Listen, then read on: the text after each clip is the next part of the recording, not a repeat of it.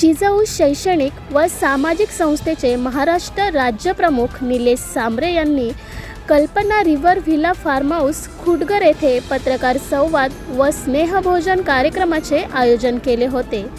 यावेळी त्यांनी पत्रकारांच्या अनेक प्रश्नांना रोखठोक उत्तरे दिली। पत्रकार संवादानंतर स्वतः निलेश सांबरे यांनी पत्रकारांसमवेत स्नेहभोजन केले। या कार्यक्रमाला तालुक्यातील सर्व ज्येष्ठ युवा पत्रकार मोठ्या संख्येने उपस्थित होते। या संपूर्ण पत्रकार संवाद व स्नेहभोजन कार्यक्रमाचा आढावा घेतला आहे आमचे रिपोर्टर अंकुश भोईर यांनी। आपल्या बरोबर चर्चा करायची होती, परंतु दिवाळीच्या शेड्यूलमुळे वेळ मिळाला नाही। म्हणजे दिवाळीनंतर सुदर्शनला सांगितलं, हरीशला का आपण एकदा आपल्या बरोबर इंटरव्ह्यू केल्या पाहिजेत, गप्पा केल्या पाहिजेत। त्या दृष्टीने आजच्या बैठकीचं आयोजन करण्यात आलेलं आहे। आपण एक कौटुंबिक चर्चा करूया, कारण सातत्याने तुम्ही जिजाऊच्या बातम्या लावत असतात, महिने वर्षानुवर्षे सध्या आपली भेटही नसते, परंतु प्रसिद्धी देत असतात। भले मग वृत्तपत्र म्हणा किंवा इतर चॅनलद्वारे, तर आपल्या बरोबर इंटरव्ह्यूज केली पाहिजे, चर्चा केल्या पाहिजेत। काही चुका आमच्याही असतील त्याही तुम्ही दाखवून दिल्या पाहिजे, त्याच्यावर पण आमच्या अडचणी समजून घेतल्या पाहिजेत आणि आपण पुढे जाऊया। काही समस्या तुमच्याही असतील त्याही आपल्याकडे काय सोडवता येतील तर त्याबाबत सभेचे आयोजन करण्यात आलेले आहे। मला वाटतं आपण बैठक चालू करूया। तालुक्यातील पत्रकारांना जर कोणी अशा पद्धतीनं स्नेहभोजन किंवा पत्रकार परिषद घेऊन जर सन्मान देत असेल, पत्रकारांनी सुद्धा अशा व्यक्तीला सन्मान केलं पाहिजे, ती एक प्रेरणा असते। म्हणूनच आजचा कार्यक्रम आयोजित केला। म्हणून तालुक्यातील सर्व पत्रकारांच्या वतीनं आम्ही पत्रकारांच्या वतीनं आपणास एक शाल देऊ इच्छितो। तरी ज्येष्ठ पत्रकार या ठिकाणी अनिलजी गोविंदे आहेत की आपण तालुक्यातील सर्व पत्रकारांच्या वतीनं हा स्नेहभोजनाचा कार्यक्रम त्यांनी ठेवला, म्हणून शाल देऊ त्यांचा या ठिकाणी सन्मान करायचा। या ठिकाणी हरीजी पट्टे सुद्धा आहेत की त्यांचं या ठिकाणी मोठं योगदान आहे।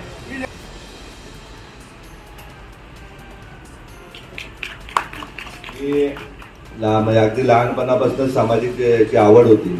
दानके साहेब आमच्या बरोबर आम्ही कामही केलं होतं मराठा सेवा संघामध्ये, संभाजी ब्रिगेडमध्ये, आणि लहानपणापासून वाटत होतं कधीतरी ग्रामीण भागातील माणसांना व्हॅल्यू किंमत आली पाहिजे। पत्रकारिता म्हणजे पत्रकार आमच्या बरोबर तेव्हा त्या काळातही असायचे खूप मोठ्या प्रमाणात, आणि पत्रकार वृत्तपत्र त्यावेळेस पत्रकारांना घाबरलं जायचं, एवढे हे असायचे, न्यूज चॅनल कमी असायचे, पत्रकार कमी असायचे। लहानपणापासून मी एक शेतकऱ्याचा मुलगा, लहानपणापासून वाटत होतं का आपल्याला आपल्यातील नुसतं भात शेतीवरती माणूस जगून चालणार नाही, तर आपल्याला बारमाही शेती झाली पाहिजे किंवा आपली लोक प्रत्येक प्रशासनात प्रत्येक ठिकाणी दिसली पाहिजे। मराठा सेवा संघामार्फत आम्हाला निर्मल कुमार देशमुख साहेब भेटले, खेडेकर साहेब भेटले। अधिकारी काय ताकद असते ते आम्ही प्रत्यक्षात बघितली। का एकदा छोटासा कार्यक्रम होता निर्मल कुमार देशमुख साहेबांच्या बंगल्यावरती, आणि त्यावेळेस SP मधून सर्वचे सर्व जिल्ह्याचे अधिकारी तिथे आले होते। तेव्हाच मनाशी स्वतःच्या बाळाला काय कधीतरी आपली परिस्थिती झाली तर आपण चांगल्या प्रकारची शिक्षण संस्था घेतली पाहिजे। जसं 90-91ला मी भिवंडीला असताना मला वाटायचं कधीतरी भिवंडीची मुलं शिकली पाहिजेत, आणि एकट्याने माणसाने एकट्याने मोठं होऊन नाही चालणार, तर समाजातील प्रत्येक माणूस हा मोठा झाला पाहिजे। आज आपल्याला एवढं सांगण्यामागे उद्देश असतो आहे तर आपण पत्रकारिता करत असताना अनेक अडीअडचणींना रोज तुम्ही सामोरे जात आहे, परंतु आपला मुलगा उद्या पत्रकार जरी व्हायचा झाला तरी त्याला चांगल्या प्रकारचं शिक्षण देऊन तो मोठ्यात मोठ्या वृत्तपत्राचा किंवा निर्भीडपणे काम करणारा पत्रकार कसा झाला पाहिजे। त्यासाठी कुठेही अडीअडचण आली तर तुमच्या आपल्या बरोबर जिजाऊ एका परिवाराप्रमाणे असेल। समाजातील जो दिनदुबला आहे त्याच्या आरोग्याच्या बाबत कुठेही अडचण आली तर त्यासाठी तो कुठल्या जातीचा आहे, कुठल्या धर्माचा आहे, त्याच्याशी काही देणं घेणं नसतं, तो आपला माणूस आहे आणि तो वाचला पाहिजे। त्या दृष्टीने जिजाऊ काम करते, मी स्वतः काम करतो।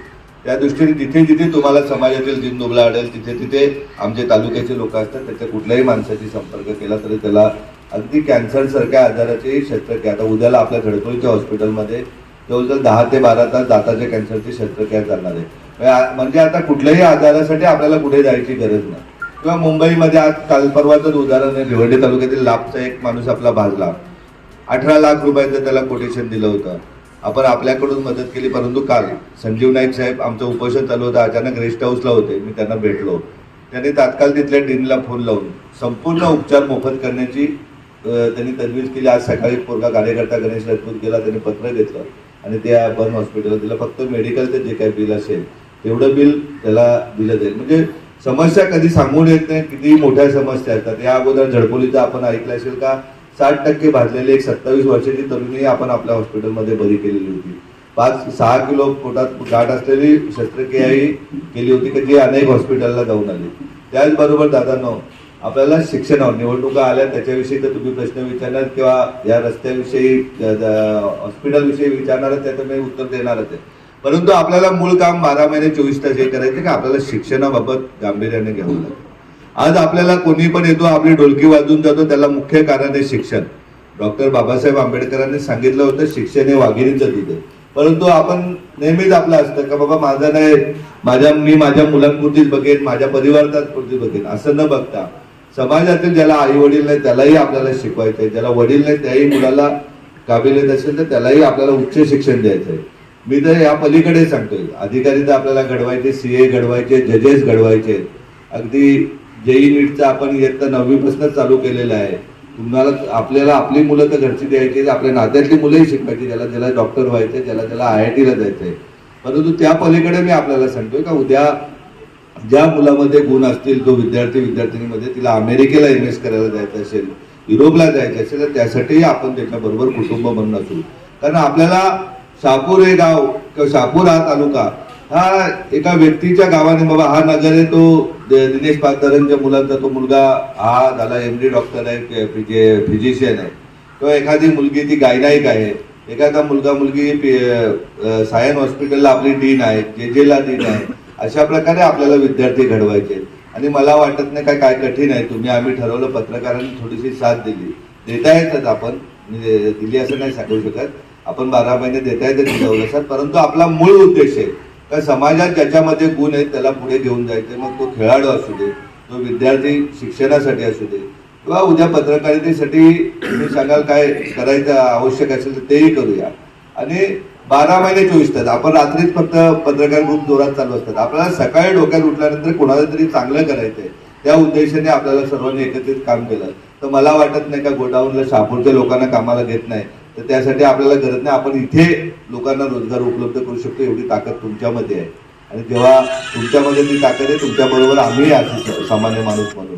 आपण गरज नाही आपल्याला का आपल्या भातसाचं जे कालवे आहे ते आपण आहे ते पूर्ण करण्यासाठी कोणाकडे जायचे. आपण आता निवडणूक आल्या त्या लोकप्रतिनिधीच्या कानाला धरून करू शकतो का पूर्ण झालेले ते करून द्या. यासाठी आपल्याला गरज नाही. आपल्याला शेतकऱ्यांना आम्ही मुरबाडमधून पहिला काम चालू केले का बारमाही शेतीसाठी. इथे मलेगावला मी गेलो होतो एक मागच्या वर्षी, तेव्हा बघितलं का प्रत्येक शेतकऱ्याला जर हाताशी काम दिलं तर आपल्याला गरज नाही 10,000 हजार रुपये गोडाऊनला जायचं, सकाळी चेकिंग करणार, संध्याकाळी चेकिंग करणार. चोरेल एखादा परप्रांतीय तरी येणार, स्थानिक पोरांनी चोरी केली, ही काय वेळ येणार नाही. आपल्याला प्रत्येक माणसाला स्वाभिमानी आणि सदृढ बनवायचं आहे. ज्याप्रमाणे आपल्या डोक्यात अनेक समस्या शहापूरचे विषय असतील माझ्या बाबतीत, तरी सुद्धा मी स्वाभिमानाने आपल्यासमोर उभा आहे. आपणही सर्वजण स्वाभिमानी आहेत. मला वाटत नाही की कुठला पत्रकार माझ्या मागे लागलाय का मला 10,000 द्या ना 5,000 द्या. शहापूरचा सिंगल माणसाचा फोन मला कधीही आलेला नाही, दिवाळीलाही आलेला नाही. त्याप्रमाणे आपल्याला समाजही असा स्वाभिमानी बनवायचा आहे का कोणीतरी येईल प्रत्येक वेळेस प्रत्येक निवडणुकाला आणि गोविंदू शेट येईल, तो त्याच्या पार्टीचे पैसे वाटेल, धानके साहेब येतील तो वाटेल, आणि गावातले लीडर 4 आहेत ते निम्मे खाणार आणि निम्मे कुठेतरी कोणाला तरी देणार आणि कुठल्या तरी भावनेच्या आधारे आपण मतदान करणार. हे आपल्याला शहापूरचं चित्र आता बदलायचं आहे. नवनवीन माणसांना चेहरे दिले पाहिजेत. त्याप्रमाणे आपल्याला अधिकारी चांगल्या प्रमाणात आपल्याला घडवायचे. आपल्याला खूप वाईट अनुभव आहे शहापूरचा, मागच्या तहसीलदारांच्या बाबत म्हणा किंवा अनेक अधिकाऱ्यांबाबत. तर यासाठी कुठेही परिस्थितीमध्ये पहिल्यांदा आपल्या भागाचा विकास हाच गोष्टीला आपल्याला महत्त्व दिलं. तर मला वाटत नाही की कुठला अधिकारी ते तुमच्या बाहेर कोण जाईल, लोकप्रतिनिधी किंवा काय. आता चर्चेला सुरुवात करूया, आपण मुख्य चर्चेला सुरुवात करूया. आणि मी हे का सांगू शकतो, मी तुमच्यासारख्याच अत्यंत गरीब परिस्थितीमधून शिक्षण घेतलेला विद्यार्थी आहे. मी झडपोली ते ठाणे भिवंडी अपडाऊन केलेलं आहे कॉलेजला. भिवंडीला काही काळ पावसाळ्यात असताना लाईटच्या मीटर रूम मध्ये झोपलेला आहे. आणि परिस्थिती काय ती मला माहिती आहे. कल्याण नाक्यापासून उद्याला धामणकर नाक्यापर्यंत 3 रुपये रिक्षाला जायचे. त्या 3 रुपयामध्ये वाचून ना दही पाव खाणारा माणूस मी आहे. त्यामुळे मला माहिती. पण त्यावेळेसही मला मुरबाडची पोरं आपले त्या हॉटेलमध्ये वेटर असायचे, किंवा कोकणातील माणूस हा शहरामध्ये फक्त हॉटेलमध्ये काम करणारा वेटर, स्वयंपाक बनवणारी बाई, घरकाम करणारी बाई, ड्रायव्हर आणि वॉचमॅन, याचं चित्र आपल्याला आम्हाला बदलायचं आहे. आपल्याला गाडीचा मालक आपला असला पाहिजे. व्यवसाय करणाराही व्यावसायिक जर प्रांतीय गुजरातहून राजस्थानहून येणारे उद्योगधंदे करत असतील, साऊथवरून येणारे करत असतील, तर आपल्याला आपली माणसं व्यवसायातही प्रत्येक माणूस पुढे गेला पाहिजे. यासाठी आपल्याला एकत्रित आपण आपल्या माणसाचे दोष काढण्यापेक्षा एकमेकांचे गुण काढून आपण एकमेकाला पुढे घेतलं पाहिजे. त्या दृष्टीने आपल्याला सर्वांना प्रयत्न करावेत अशी मी विनंती करतो. आता चर्चेला, मुख्य चर्चेला आपल्या मनाच्या प्रश्नांना आपण सुरुवात करू. रॉयल्टी संपली का थोडा लेट होऊन जाते, रॉयल्टी मिळत नाही, रोज माणूस आमचा येऊन बसलेला असतो, पण देईन काही करून याच्या 8-15 दिवसामध्ये जो उरलेला पॅकेज तेवढा कम्प्लीट होतो. रोडला आसनगाव शापोऱ्याचं ते भूमिपूजन झालं, त्या रस्त्याचं काम अजून सुरू झालेलं नाही. तर आता 4-5 दिवस झाले तो वर्क ऑर्डर झाले. ते जेव्हा भूमिपूजन झालं तेव्हा वर्क ऑर्डर नव्हती आपल्या हातामध्ये. 4-5 दिवसच झाले. इंजिनियर आता त्या दृष्टीने प्लॅनिंग करतात, लवकरात लवकर सुरू होऊन क्वालिटीमध्ये पूर्ण करू. सर, मी काय म्हणतो, कसाऱ्यामध्ये एक बॅनर लागलेला आहे शिवसेना उद्धव गट पक्षाचा, तर त्या ठिकाणी तुम्ही त्या रस्त्याचं काम घेतलेलं आहे, तर ते काम सुरुवात का होत नाही? गंमत अशी का बॅनर जेव्हा लागला तेव्हा त्याची वर्क ऑर्डरही नव्हती. त्याच्या बॅनरवर आले होते आमचे कार्यकर्ते सांगत. जेव्हा खालच्या कार्यकर्त्याने ग्राउंडच्या काम केलं का जो प्रस्थापित असतो तो कुठेतरी दुखावला जातो, मग तो अशा प्रकारे बॅनर लावण्याचं काम करतो. त्याची वर्क ऑर्डरला 4 दिवस झालेले. मग आता आल्यानंतर किती दिवसात ते काम चालू होणार? होईल ना, इंजिनियर सर्वे करतायत त्या रस्त्यांचे, बरेच रस्ते आहेत, सर्वे करून ना लवकरात लवकर एक 8-10 दिवसामध्ये स्पीडला काम चालू होईल ना? जे महत्वाचे कॉन्क्रीटचे रस्ते ते लवकर येतील, खड्डे भरायचे जे सातत्याने रस्ते ते ताबडतोब म्हणजे येत्या महिनाभरामध्ये कम्प्लीट केले जाते. एकचिंतक म्हणून प्रश्न विचारतो आपल्याला. आता जे हिवाळी अधिवेशन झालं, त्या हिवाळी अधिवेशनामध्ये आपल्या एजन्सीला काळ्या यादीत टाकण्याची कारवाई झाली असं ऐकतोय, तर यामागं कोणाचा हात असू शकतो आपलं, असं काय मत आहे? जे राजकारणी काम करत नाही आपल्या विभागाचे, त्यांना भीती वाटते का उद्या निलेश सांबरे आपल्या आगेशी उभे राहिला तर पडेल. पण त्यांनी त्याच्यात माननीय मंत्री रवींद्र चव्हाणांची पण चुकी नाही, प्रवीण दरेकरांची पण नाही. त्यांनी खासगीत मला सांगितलं की आम्हाला स्क्रिप्ट दिली आणि आम्हाला ताबडतोब बोलायला भाजपचा हात आहे. तसं नाही, एका नेत्याचा हात आहे. एका नेत्या जो काम करत नाही, उद्या आम्ही पण ठरवलं असतं तुम्हाला 5 स्टार हॉटेलला मिटिंग घेतली. तिथे 5 स्टार हॉटेलला बसतात, ज्यांना उन्हाची सवय नाही, त्या लोकांच्या हाती त्यांनी ग्राउंडला काम नाहीये. जिजाऊ या 2150 बूथवरती प्रत्येक बूथवरती पोहोचलेले, याच जिल्ह्यामध्ये नाही ते पालघर जिल्ह्यातही पोहोचलेले, ठाणे शहर, ठाणे लोकसभेतही पोहोचलेली आहे आणि कल्याण लोकसभेतही. पण परंतु भीती आम्हाला भिवंडीचीच वाटते, त्याच्यामुळे ते असू शकतो हात. सर, त्यामध्ये गोपीचंद पडळकर, अशी काही कारवाई होणार नाही तशी. सर त्यामध्ये गोपीचंद पडळकर यांचा काय भाग आहे? त्यांनी तिथे लक्ष वेधलं. त्यांना मी बघितलं, पण त्यांना दिला होता कागद. असं त्यांनी कैलास महापतींना ते मंत्रालयात भेटले होते तेव्हा त्यांनी सांगितलं की आम्हाला दिलं होतं, मला काय माहिती नव्हती तेव्हा. भिवंडी लोकसभा निवडणूक आपण लढणार आहे अशी चर्चा आहे, काय सांगाल यावर? याबाबत मी एक मोठा मेळावा घेतोय. समाजाने सांगितलं का तुम्ही आता सामाजिक कारणाबरोबर राजकारणही करा, तर नक्कीच भिवंडी लोकसभा लढवेल. आणि लोकांना 2014 पासून भीती वाटते, ते कसं दाखवून देऊ, वाघ आला बघूया ना. आमच्या एक पूर्ण लोकसभा क्षेत्रात एक 50 माणसं आहेत, ते 50 माणसाच्या चर्चेने जे आपलं हित बघतायत, समाजाचं हित बघतात, त्या लोकांनी सल्ला देतील त्या दृष्टीने करता येईल आपलं. म्हणजे अगदी ताई मला एक विषय ग्रुपवर झालं होतं, तर आईनं मी ते सांगितलं मी कुठल्या पक्षाकडे ताई तिकीट बघायला गेलो नाही, जिल्हा परिषदला गेलो नाही, आमदारकीला नाही, खासदार काय, कुठल्याच पक्षाला मी सांगितलं नाही काय मला महामंडळ द्या का काय द्या. उलटे भाजपच्या पोटनिवडणुकीमध्ये मला शिडको देत होते तरी मी घेतली नाही. मी त्यांना स्पष्ट सांगितलं माझ्या जिल्ह्याला मेडिकल कॉलेज द्या, शहापूरला कृषी उत्पन्न बाजार समिती द्या, या सगळ्या गोष्टी, कृषी उत्पन्न कृषी विज्ञान केंद्र द्या, या मागण्या केल्या होत्या. बोला सर, भाजपामधून कपिल पाटील इच्छुक आहेत, जवळजवळ ते आता विद्यमान खासदार आहेत, त्यामुळे त्यांचं तिकीट जवळजवळ फायनल असल्याचं चर्चा आहे. असं थोडं ते आपण बघितलं राजस्थान, मध्य प्रदेश, उद्या कदाचित आपल्याला पण मिळेल. काही फायनल असं आपण बघितलं, मध्य प्रदेश बघितलं, छत्तीसगड बघितलं आणि राजस्थान बघितलं. त्यांच्या पुढे काय, त्यांच्या पुढे हे कुठे बघूया ना. तसं नाही, उद्याला जर कथोरे साहेबांना तिकीट दिलं तर माझी इच्छा नसेल. जर माझ्यापेक्षा जर जो सकाळी उठल्यापासून काम करणारा नेता असेल रात्रीपर्यंत, तर माझं सामाजिक काम आहे, त्याच्यात मला खूप आनंद आहे. परंतु कथोरे साहेबांना सातत्याने म्हणजे डावलून जर कुणी तिकीट घेणार असेल तर इच्छुक उमेदवार, तर आमची जी कमिटी आहे ती कमिटी ठरवेल, ते सांगेल आणि कुठला पक्ष आम्हाला अप्रोच झाला तर आम्ही 100% त्याबाबत सकारात्मक विचार करू. भाजप आपल्या संदर्भात चाचपणी करते असं पण एक जनमत आहे. काय कल्पना नाही, मला काही माहिती त्यांनी तिकीट दिलं नाही आपण त्यांनी तिकीट देऊन मी काय सांगितलं, निर्णय मी एकटा घेणार नाही. निलेश सांबरे हा एकटा राहिलेला नाही. 2013 पासून हा 100% समाजाचा झालेला आहे. मी काय परत सांगतो तर मी एसी गाडीत नाही आलो, एसी, पण मी इथे आपल्या बरोबर बसू शकतो, कितीही वेळ उन्हामध्ये बसू शकतो, उपाशी राहू शकतो. त्याचा अर्थ मला आता 100% समाजाचंच काम करायचं. त्या दृष्टीने समाज आमचे लोक आहेत, जसे आपण बघतोय का अनेक ठिकाणी एकट्याने निर्णय घेऊन चुकू शकतो. त्याच्यात ज्येष्ठ लोक आहेत ते सांगतील काही सूचना देतील त्यांना जरा जे खास काळजी काय कुठल्याही प्रत्येक गोष्टीचे चाचपणी करता येईल, कुठे काय धोका असू शकतो, कुठे काय प्लस पॉईंट असू शकतो, त्या दृष्टीने निर्णय घेण्यात उमेदवारी नाही मिळाली तर अपक्ष लढणार. गटोरे साहेब जर आणले बीजेपीकडून, तुमची जिजाऊ संघटना मदत करेल. हा 100%. साहेब, उमेदवारी जर मिळाली नाही कुठल्या पक्षातून तर अपक्ष लढणार आहे. ते आमचे खालचे जे ज्येष्ठ लोक आहेत ते सांगतील, तयारीच आहे आमची. आणि आम्हाला 100% खात्री आहे, अपक्ष निवडणुकीला उभा राहिलो तरी मी 100% लाखभर मतांनी निवडून येईल. धन्यवाद. आणि पक्षाने राहिलो तर 5 लाख मतांनी निवडून येईल ना.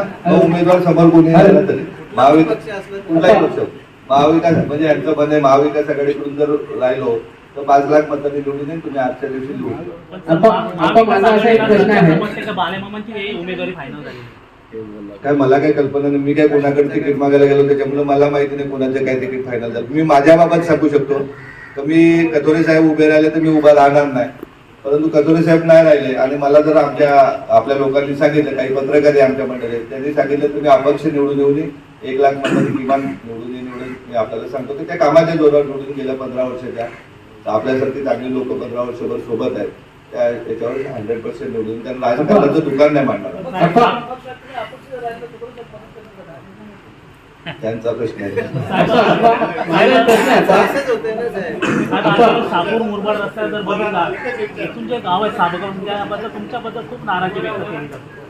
आम्ही करू त्यांची नाराजी दूर करू काय नक्की काय काय अडचणी आहेत त्या प्रत्येक गावामध्ये जाऊन मी स्वतः जाऊन ना त्यांच्याबाबत. साहेब, एक प्रश्न आहे तुम्हाला.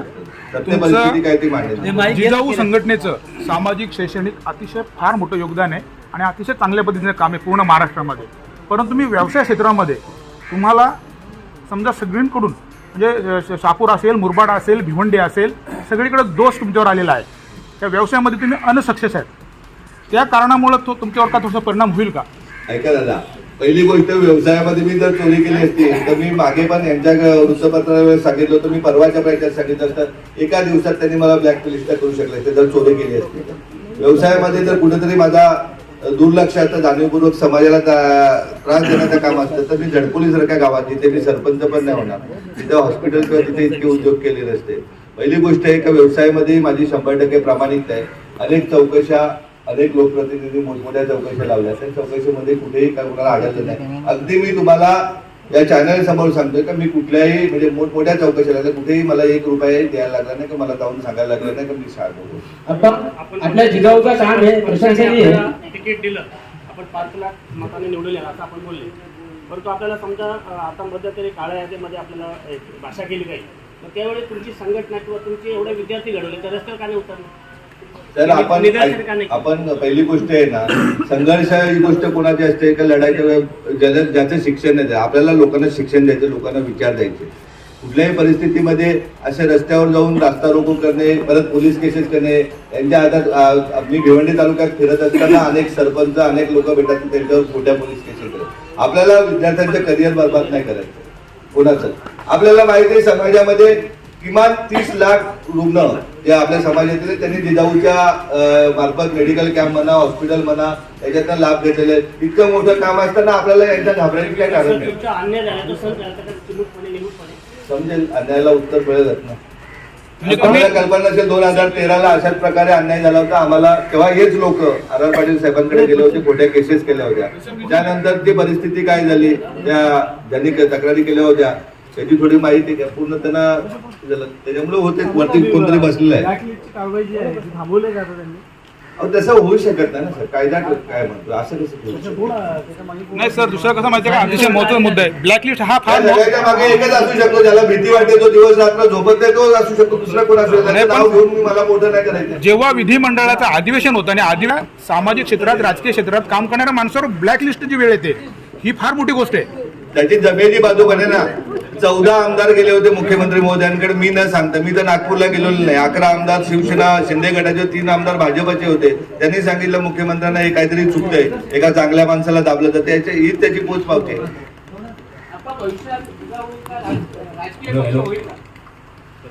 समाज सांगेल तुम्ही एकटा निर्णय नाही घेणार.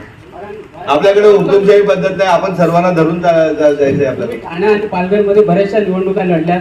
पालघर जिल्हा परिषदेवर तुमचा चांगल्यापैकी तुम्हाला लोकांनी यश दिलेलं आहे. तर या जिजाऊ ही संघटना आहे, तर तिचा भविष्यात आम्हाला पत्रकारांना असं वाटतं की तिचा पक्ष होईल. तुम्ही सांगाल तर करू आपण पक्ष. आता ऐका, सगळ्यात कठीण निवडणूक होती ना विक्रमगड नगरपंचायतची 2016ची निवडणूक. म्हणजे अगदी माझ्या विरोधामध्ये सर्वच लोक होते. 3-3, 4-4 मंत्री महोदय घर फिरत होते. ज्यांच्या आधारावर निवडणूक लढत होते तेही माझ्या समाजाचे लोक होते किंवा विवेक पंडित सारख्या समाजीवाले ते होते. ते असताना ती आणि विक्रमगड हा भाजपचा बालेकिल्ला डोंबिवलीनंतर दुसरा होता. ती निवडणूक जिंकण्यात आलेली आहे. निवडणूक ही गोष्ट आता तर 17 पैकी 16 सीट आपल्या विक्रमगडच्या जव्हार, मोखाडा आणि तलासरी सारख्या ठिकाणी कुठल्याही राजकीय पक्षापेक्षा जास्त नगरसेवक आपले. त्याच्यामुळे निवडणूक काय छोटी गोष्ट आहे. माझं म्हणणं आहे निवडणुकीला आपण 2-5% महत्व दिलं पाहिजे. 95% आपलं दैनंदिन जीवनातील समाजातील अडीअडचणी कुठलाही. आणि जे लोकप्रतिनिधी मानतात एकदा निवडून आले, निवडून येईपर्यंत मतदाराच्या पाया पडतात आणि एकदा निवडून आले का ते त्यांच्या डोक्यावर पाय देतात. ही गोष्ट कुठेतरी थांबली पाहिजे. आपल्याला निवडून येणारा लोकप्रतिनिधी सगळ्यात मोठा आहे, सामान्य माणूस मतदार आहे, त्याची पूजा रोज लोकप्रतिनिधींनी केली पाहिजे. असे लोकप्रतिनिधी आपल्याला घडवायचे. कांबळे साहेब, जिजाऊ तालुक्यामध्ये मोठं संघटन आहे, गाव तिथे शाखा आहेत, विभाग कार्यक्रम चालू कार्यक्रम. लोकसभेचं आम्ही तुम्हाला विचारलं, तुम्ही सांगितलं की बाबा काय असेल त्याची परिस्थिती. पण येणाऱ्या विधानसभेमध्ये शहापूरमध्ये जिजाऊचं मतदार पॉकेट बघता आपण आपला उमेदवार किंवा लोकांना जो पाहिजे नवीन कोणतरी तो असा देणार काय? आता पहिलं लग्न कोंढाण्यात आहे, लोकसभा बघूया. आता तुम्ही म्हणाले की जर स्वतःच काही बाबतीत तर मी माझा पॉकेट मनी जो आहे कुठला मतदाराचा तो इथे टाकेल किंवा मला जर कुठल्या पक्षाने दिलं तर मी करेल. कारण किंबहुना शहापूरमध्ये खूप मोठा पक्षाबद्दल चर्चा आहे की स्वतः सांबळे साहेब उद्या राहणार काय, काही तर म्हणतात की कुठल्या पक्षातून राहणार काय. आता लोकसभेनंतर सुद्धा येणाऱ्या विधानसभेवर त्याचं डिपेंडेंट आहे. म्हणून आम्ही विचारलं आणि यांनी ते सांगितलं की पक्ष होणार का तुमचा. कारण पालघरमध्ये अनेक अशा संघटना की त्यांचे पक्ष झालेत, व्यवसाय विकास त्यातला भाग आहे. म्हणूनच त्यांना तो प्रश्न पडला की येणाऱ्या काळात तुम्ही पक्ष. नाही, आम्ही त्या कार्यकर्त्यांना सांगत असतो की उद्या भारतीय जनता पार्टीचे पण पहिल्यांदा 2च खासदार होते. ते जर 350 पर्यंत जाऊ शकतात, कार्यकर्त्यांनी व्यवस्थित मेहनत घेतली सर्वांनी, तर पक्ष करायला काही हरकत नाही. मोठा पक्ष होईल. पण आपला पक्ष हा भारतीय राज्यघटनेवर आधारित पक्ष होईल का. उदाहरणार्थ आपल्याला कल्पना असेल, जवाहर अर्बन बँकेच्या निवडणुकीच्या वेळेस आम्ही या लोकांना आश्वासन दिलं होतं की आमचा कुठलाही संचालक भत्ता घेणार नाही किंवा चहाही बँकेचा पिणार. त्यावेळेस 35% बँक NPA ला होती. आज एका वर्षामध्ये आणि 22 लाख रुपये प्रॉफिट होते. एका वर्षामध्ये त्याच बँकेची परिस्थिती आम्ही 15% NPA ला आणलेली आणि जवळजवळ 3.5 कोटी रुपये नफा झालेला. अशा प्रकारचं काम आम्ही करणार. आम्ही आपल्याला कल्पना असेल, जिल्हा परिषदला मी निवडणुकीला अपक्ष म्हणून निवडून आल्यानंतर सुद्धा जिल्हा परिषदची गाडी घेतली नव्हती, भत्ता घेतला नव्हता. जे कार्यालय दिलं होतं त्याची रंगरंगावट मी केली होती. AC वापरला नव्हता लाईट बिल येईल म्हणून. अशा पद्धतीने आणि कुठल्याही पद्धतीने कुठलाच भत्ता किंवा कुठली जी घेतलं होतं तशा पद्धतीने लोकप्रतिनिधी काम करतील. मनुष्याची सेवा आहे, मानवाची सेवा आहे, त्या दृष्टीने काम करतील. मगाशी अनेक उदाहरणं झाली तर आपल्याला माहिती आहे इतिहासात टाटा पडले होते, त्याच्यामुळे कोण काही मोठा नाही. साहेब, तुमचा हेतू अतिशय प्रामाणिक आहे का तुम्ही सर्वसामान्य घटकासाठी काम करणार आहे. परंतु आज असं आहे का निवडणूक आली का तिथेशी आर्थिकचा फार मोठा आणि आताचे सध्याचे जे काही खासदार असतील किंवा त्या खासदारकीसाठी जे इच्छुक लोक आहेत ते फार मातब्बर आहेत. मग त्यासाठी तुम्ही सामोरे कसे जाणार आहेत? टाटा पडले होते, एका उघड्या माणसाने पाडला होता टाटा, माहिती आहेत ना. त्याच्याकडे कुठे पैसे होते. आपल्याला तर घर टाटा घडवायचे, त्याच्यामुळे प्रत्येक ठिकाणी टाटा लोक बरोबर आहेत. सगळ्यात संवेदनशील मुद्दा आहे शहापूर बोली गुरबाडचा रस्ता आहे. तर आपण उद्रस्थित कंपन्यांचे हायब्रिड रस्ते पूर्ण होऊ शकतात. जिजाऊचे रस्ते का पूर्ण होत नाही. राष्ट्रीय मार्गाचा राष्ट्रीय महामार्ग झाला, परंतु अनेक ठिकाणी आपली कामं खोळंबली. वर्षानुवर्षे तो रस्ता अजूनही प्रलंबित आहे. त्यातली जी मुख्य जी गोम आहे ती जिजाऊ संघटना किंवा ठेकेदार आपली एजन्सी समोर का आणत नाही पब्लिक. अनेक वेळा समोर आणलेले आपल्या इथले चॅनलद्वारे आणले. पहिली गोष्ट आहे की शहापूर तो सापगाव आहे, तिथे विशिष्ट लोकांना चढवलं जातं आणि त्यांना त्याबाबत एवढे पैसे मागा तेवढे पैसे. ते सरकार MSRTCने एकही रुपया अद्यापर्यंत रुपया कुठल्या शेतकऱ्याला दिले. फुटगर काट्यापासून पुढचा रस्ता आहे, त्याच्यामध्ये फॉरेस्टच्या अडचणी होत्या. फॉरेस्टला रोजचा पाठलाग करून फॉरेस्टच्या अडचणी आता सोडवल्या. परंतु शेतकऱ्याला एकही रुपया MSRTCने अद्याप दिलेला नाही. आणि आपण कुठल्या तोंडाने शेतकऱ्यांना फसवणार. बाजूला समृद्धीने करोडो रुपये शेतकऱ्यांना दिलेले. त्याबाबत कुणी काय विचार करत नाही किंवा तेव्हा हे काम वास्तविक पाहता आमच्या ज्याने नाही झालं तर लोकप्रतिनिधींनी करणे गरजेचं आहे का. पहिल्या शेतकऱ्यांना मोबदला दिला तर समृद्धीच्या दराने तर तेही जमीन आहे एकदम असंच आनंद देते आणि कुठलीही अडचण नाही. आता उद्या फॉरेस्टमध्ये आम्ही काही ठिकाणी काम करण्याचा प्रयत्नही केला, ताबडतोब फोन गाड्या पकडा, हे करा अशा प्रकारे लोकप्रतिनिधींकडून घडलं जातं. मग त्यामुळे थोडी भीती वाटते की मस्टरी एकदा फॉरेस्टच्या ताब्यात गेली तर ती कंप्लेंट जमा होते. ह्या जर अडचणी प्रधानमंत्री ग्राम तुम्ही अगोदर एखादी पत्रकार परिषद घेऊन सांगायला पाहिजे होतं. कारण काय झालं, लोकांची खूप ओरड आहे का तुमच्या जी एजन्सी आहे तिच्यावर ओरड आहे का ती उत्तमच तात्काळ ठेवत आहेत आता.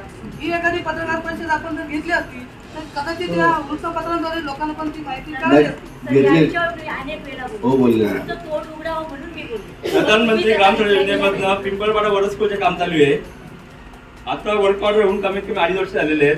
त्याचप्रमाणे चांदा दळखण याला आमचा सेम कालावधी झालेले आहे. त्याचं काम अजून पण 40% झालेलं आहे. चांदा दळखणला काय होतं का 2 गावामध्ये इकडनं काम करत तिकडनं, पण ते आता पण फायनल या महिन्यामध्ये फायनल होईल, ते पण फायनल होईल आणि हेही फायनल होईल. कोणी सुपरवायझर फोन उचलत नाहीये, पत्रकारांचे फोन उचलले जात नाहीये. तिथे आता पालघरची टीम आपण टाकलेले, सर्व काम व्यवस्थित करतायत. येत्या या महिन्याच्या अखेर महिन्याभरामध्ये 15 फेब्रुवारीपर्यंत सर्व कामं सुस्थितीत. साहेब, तुम्ही अगदीच 3 ते 4 वर्षापूर्वी हिवला कॅन्सर कारण काय महत्वाचं कारण मी मगाशीच सांगितलं का इथे अधिकारी जे बसवले जातात, मग त्या अधिकाऱ्याने एक तहसीलदार होती सूर्यवंशी म्हणून, तिने याचं पत्र घे त्याचं पत्र घे, गावात पण रिकामजोड भरपूर माणसं आहेत, त्यांनी कोणीतरी एकाने ऑब्जेक्शन घेतलं, त्यांनी त्या आदिवासी माणसांना रुपया चेक दिला होता आणि ती केस वर्षानुवर्षे चालू गेली. त्याची 50% जमीन आपल्याला आता नावावर झाली, पण अद्याप 50%च्या केसेस आहेत त्या आता मागच्या आठवड्यामध्ये ऍडिशनल कलेक्टरकडे गेलेले आहेत. लवकरात लवकर पूर्ण होऊन ते एनए करता येईल, कारण विदाऊट एनएने आमच्या जिल्ह्यात असतं तर ते कामही चालू केलं असतं. परंतु इथे सगळे नियम बघितले जातात का वरून कोणतरी फोन केला जातो ताबडतोब, हे बघा इथे काय चाललंय. त्यामुळे थोडेसे नियमांची हे केलं जाईल. समाजाला जे आश्वासन दिलेलं ते 100% पूर्ण होईल. का एक चांगलं सुसज्ज कॅन्सर हॉस्पिटल इथे निर्माण होईल. सीबीएसई स्कूल बाबत आता शहापूरला बांधकाम चालू आहे. येते एप्रिल-मे महिन्यापर्यंत आपण ती सीबीएसई स्कूल चालू करू. सेम झडपोली सारखी सीबीएसई स्कूल इथे होईल आणि 9वी पासून जेई नीट आपण इथे चालू करू, जेणेकरून दरवर्षी किमान 40 विद्यार्थी MBBS ला गेले पाहिजे, 40 विद्यार्थी शहापुरातल्या IIT ला गेले पाहिजे आणि आपल्याला 40 विद्यार्थी किमान अधिकारी झाले पाहिजे आणि होतील. शहापूरचे विद्यार्थी प्रचंड मेहनती आहेत.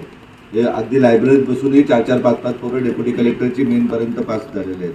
त्याच्यामुळे 100% रिझल्ट मिळेल. आपल्याला CA आणि न्यायव्यवस्थेमध्ये आपल्याला आपले विद्यार्थी घडवायचे. त्या सर्व जसं झडपोलीला आहे तशी इन्स्टिट्यूट शहापूरमध्ये CBSE स्कूलला चालू सुरू होईल.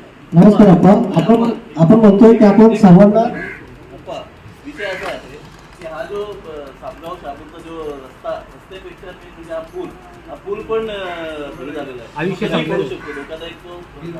तुम्ही बोलले कोण तरी चढवतोय, तर तो कोण चढवतोय आणि दुसरा विषय की हा पूल झाला तर तो पूल कधी पोचवू शकतो, जीवित हानी होऊ शकतो. एकही रुपया शेतकऱ्याला दिले त्याच्यामुळे शेतकरी जमिनी देत नाही ना. MSRDCने एकही जमिनीला पैसेच नाही दिले ना, त्याला आपण कॉन्ट्रॅक्टर पण अपॉइंटमेंट केलेले आहे, पण जमिनीला पैसे न दिल्यामुळे राहिलेले. त्यांच्या आता स्वतः मुख्यमंत्री महोदयांनी त्या दिवशी MSRDCच्या MDला सांगितलं का लवकरात लवकर या विषय मार्गी लावा. खूप वर्ष 2018 पासून. तांबरे साहेब, तुमचे जिजाऊ जी सामाजिक कार्यकर्ते त्याला आमचं सॅल्यूट आहे. परंतु आता हा जो 2019ला याचं उद्घाटन झालं शहापूर खोपोली महामार्ग, त्याच्यावर आम्ही सातत्याने शहापूर तालुक्याचे पत्रकार लिखाण करत असतो. ह्या 5 वर्षामध्ये जवळ सर्वच पत्रकारांनी त्या विरोधात दिलेले आहे. याबाबत तुमचं काय धोरण आणि ते जे धोरण असेल ते स्पष्ट क्लिअर करा यावेळेस, आणि ते तुम्ही जे काय कार्पेट वगैरे टाकणार आहात ते क्लिअर करा, कधी टाकणार काय. पहिली गोष्ट, प्रत्येक आंदोलनाच्या वेळेस लेखी MSRDCने ज्या अडचणी त्या अडचणी दिलेल्या त्या कशामुळे काम थांबलेले. तर आम्हाला डायरेक्ट कुठल्या अडचणीला उत्तर नाही देता येत का काय केलं. जेव्हा जेव्हा रास्ता रोको झाले, मोर्चे झाले, तेव्हा प्रत्येक वेळेस त्यांनी लेखी उत्तरात दिलेले का काय अडचणी झाल्या. अनेक वेळेस गडकरी साहेबांकडेही बैठका झालेल्या, तिथेही याबाबत जे आहेत कारणं आहेत ते कारणाबाबत MSRDC स्वतःने लेखी दिलेले. खासदार महोदयांनी अनेक बैठका घेतल्या, तिथेही जे लेखी अडचणी काय आहेत त्या अडचणी त्यांनी मांडलेल्या आहेत. विषय आता कार्पेट जो सर्व्हिस रोडला कार्पेट आहे का, आमचं म्हणणं एवढे खोदलेलं आहे ना, ते फक्त आम्हाला जाण्या येणे योग्य करून देतो. तुम्ही आता करून ठेवलेलं आहे का, तुम्ही गाडी आली असेल तिथे कसा माणूस प्रवास करणार सांगा बरं. संध्याकाळी 2-2 तास ट्रॅफिक मध्ये जातात लोकांचे. तो रॉयल्टीचा इश्यू तर रॉयल्टी मिळाली ते पण होऊन जाईल. मध्ये तुम्ही घेता, शिव्या तुम्हीच खाता. बरोबर. ही बाकी तुमची जी मंडळी असेल ती काय तुम्हाला सांगत नसेल, पण आम्ही तुम्हाला का म्हणून सहकार्य करावं. तुम्हाला काही पत्रकार महोदयांचे फोन येतात, काय बघा रोज तुम्हाला शिवाय फोन पण नाही उचलत, तो विषय घेऊन झाला. तुम्ही फोन पण नाही उचलत, तुमचे कोणी सहकारी फोन नाही उचलत आणि काही रिस्पॉन्स सुद्धा देत नाही. पण तुम्ही जर लोकप्रतिनिधी म्हणून उभे राहणार असाल तर आम्ही का म्हणून तुम्हाला मदत करावी. या अडचण माझ्या लेवलचे जे विषय ते येत्या 8-15 दिवसात शहापूर सापोगचे सोडवण्यात येतील एवढं तुम्हाला सांगतो. साहेब, तुम्ही आपण सर्व समाजाला आपण सोबत येऊन चालणार आहात. तर आता या तालुक्यामध्ये जे छोटे मोठे ठेकेदारी करतात ते सुद्धा आपलेच कोणते बांधव, परंतु तुमची जिजाऊ कन्स्ट्रक्शन ही 30-27% बिलोने कामं टाकत असते. मग ही बिलोनी कामं टाकून तुम्ही ती उत्कृष्ट दर्जाची कामं कशी देऊ शकाल, किंवा या आपल्या बांधवांवर तुम्ही अन्याय करता असं तुम्हाला वाटत नाही का? असं शहापूरचा कुठलाच बांधव नाही का त्यांनी त्याचं काम हे सांगितल्यानंतर मी त्याला लिहून दिलेलं, आणि गेल्या वर्षभरापासून 2 कोटीच्या आतमध्ये जवळजवळ एकही टेंडर भरलेला नाही. त्याच्यामुळे चुकीची माहिती कोणी दे. PMJSYच्या बाबत काय होतं की एका लोकप्रतिनिधी बैठक लावली होती ज्युपिटरच्या बाजूला हॉटेलला, आणि त्यांनी मॅनेज केले होते की एवढे टक्के देऊन एवढे करायचं. त्यावेळेस ते टेंडर फक्त आपण भरले होते. जर लोकप्रतिनिधी अशा प्रकारच्या प्रत्येक ठिकाणी 10 लाखापासून जर मॅनेज करून पैसे घेत असेल तर मग त्याला कुठेतरी छेद दिला पाहिजे, त्या दृष्टीने फक्त भरले होते. गेल्या वर्षभरापासून तसं कुठलंही काम कुठल्या ठेकेदाराचं आपण नाही घेतलं. साहेब, एकंदरीत चर्चा बघता आपण विद्यमान खासदारांच्या विरोधामध्ये आहात हे स्पष्ट झालेलं आहे. परंतु माझा असा एक प्रश्न आहे का आपल्या जिजाऊ संघटनेमध्ये सुद्धा काही भारतीय जनता पार्टीमध्ये करणारे कार्यकर्ते आहेत. ज्यावेळेस आपण त्यांच्या विरोधात जेव्हा काम करणार आहात तर आपल्या त्या कार्यकर्त्यांना आपल्या काय सूचना असतील? पहिली गोष्ट, मी कोणाच्याच विरोधात नाही. समाजामध्ये चांगलं काम केलं पाहिजे अशा दृष्टीने. जेव्हा मी सांगू शकतो की माझ्या 8 CBSE स्कूल आहेत, 45 वाचनालय आहेत, एक हॉस्पिटल आहे आणि अंध अपंग स्कूल आहे. महाराष्ट्रातल्या सगळ्या जिल्ह्यातले विद्यार्थी असं कोणी कार्य केलं तर त्याच्या विरोधात मी सांगू शकतो का तो माझ्या विरोधात असेल. ज्यांचं कोणाचं कार्य नसेल तर त्यांच्या विरोधात त्यांच्या विरोधात मी कशाला असेल. माझ्यापेक्षा मोठं काम जो कोण करेल तर त्याच्या विरोधात मला जेलसी निर्माण होईल. विरोध म्हणजे जेलसी निर्माण होईल. विरोध नाही सांगता येईल. विरोध करून कोणाला आपल्याला पुढे नाही जायचं.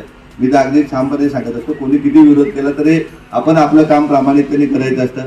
आपल्या आता कोकणी माणसाचे एकमेकाला पाय धरण्याची वृत्ती आपल्याला सोडायची, एकमेकाचा हात घेऊन पुढे जायचंय. चांगलं काम त्यांनी केलं तर त्यांच्याही पाठीशी आम्ही 100% असू.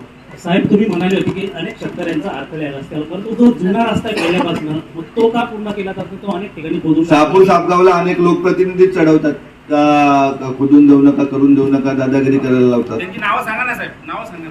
कोणाची ते कोण सांगतात ते नावं सांगून त्याचे कुठे करायचे? लोकप्रतिनिधी सांगितलं ना, लोकांपर्यंत पोहोचलेले आहेत नावं ते. धन्यवाद. या ठिकाणी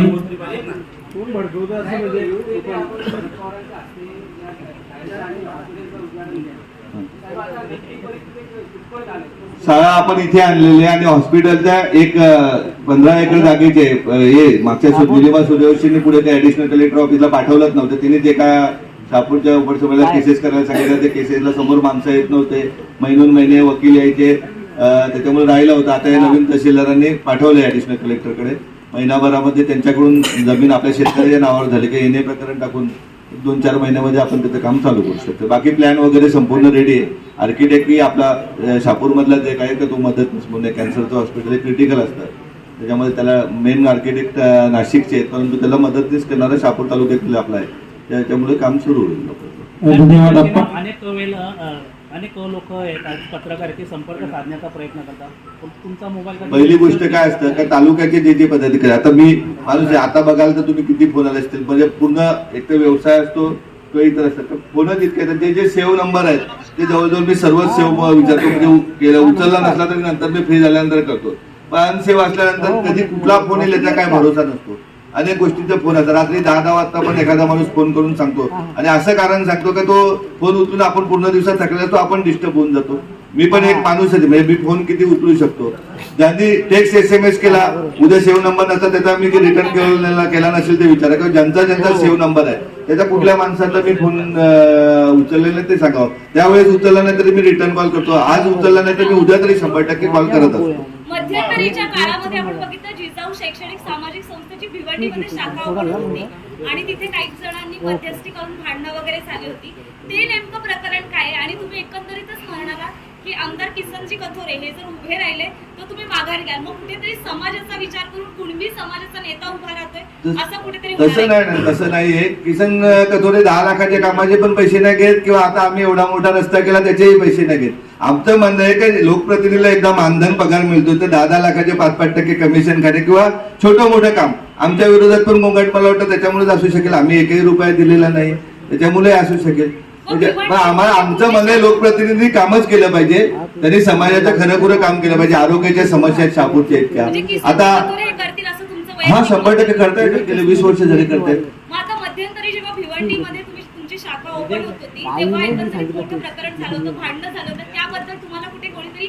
खेचलं जाते असं म्हणाल का तुम्ही? नाही, आमचं म्हणणं काय आहे का ज्यांना भडकवणारे आहेत ना ते मेन माणूसच आमचं टार्गेट असेल. भडकणारे तर ते आमचेच समाज बांधव आहेत, त्याच्यामुळे त्यांना कुठेतरी आपला प्लस पॉईंट गोष्टी करून त्यांना त्यांच्या अडचणी समजून घेता येतील की त्यांना कुठेतरी चढवून पाठवलं. त्याच्यामुळे त्यांच्याशी नादी लागण्यापेक्षा जे भडकवणारे मेन आहेत त्यांना त्यांचा प्रायचित्त परमेश्वर देईल.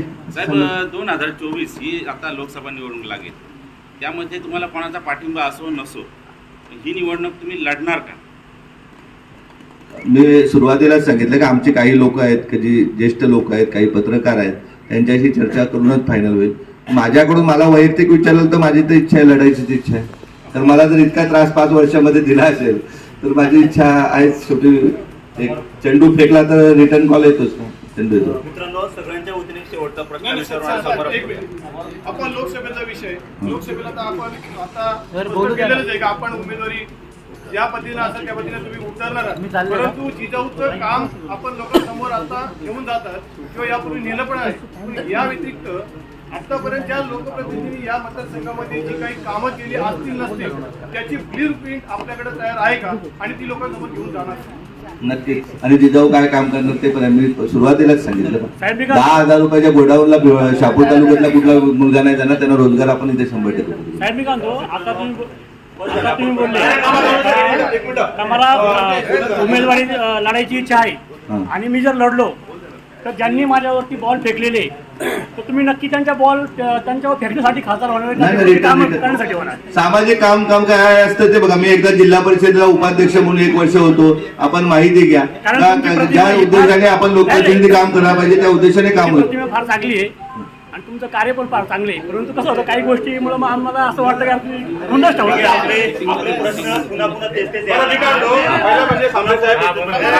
पत्रकारांच्या वतीनं पुढारीमध्ये आपणास पुरस्कार मिळाला त्याबद्दल आमचं अभिनंदन. आपण आता मनोगतच म्हटलं 5 मिनिटांनी आपला मेळावा घेणार आहात कशा संदर्भात आहे. आणि तिसरा असं जेव्हाला शाखायला का मावतं